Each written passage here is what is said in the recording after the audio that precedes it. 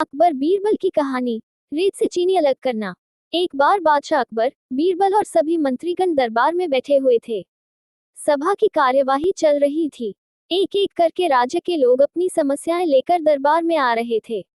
इसी बीच वहां एक व्यक्ति दरबार में पहुंचा। उसके हाथ में एक मर्तबान था। सभी उस मर्तबान की ओर देख रहे थे। तभी अकबर ने उस व्यक्ति से पूछा, क्या है इस मर्तबान में? उसने कहा, महाराज, इसमें चीनी और रेत का मिश्रण है। अकबर ने फिर पूछा, किस लिए?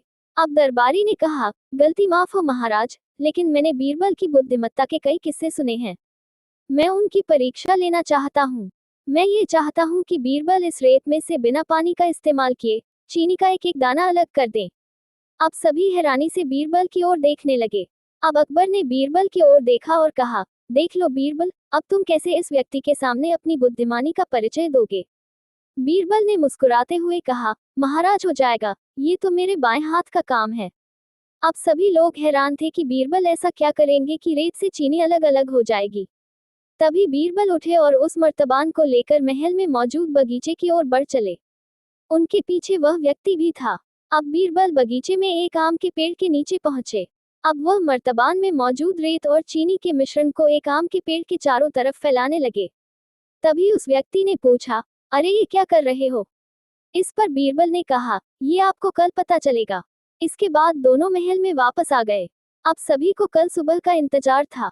अगली सुबह जब दरबार लगा तो अकबर और सारे मंत्री एक साथ बगीचे में पहुंचे। साथ में बीरबल और रेत व चीनी का मिश्रण लाने वाला व्यक्ति भी था। सभी आम के पेड़ के पास पहुंच गए। सभी ने देखा कि अब वहां सिर्फ रेत पड़ी हुई है। दरअसल रेत में मौजूद चीनी को चींटियों ने निकालकर अपने बिल में इकट्ठा कर लिया था और बची खुची चीनी को कुछ चींटियां उठाकर अपने बिल में ले जा रही थी। इस पर उस व्यक्ति ने पूछा, चीनी कहाँ गई?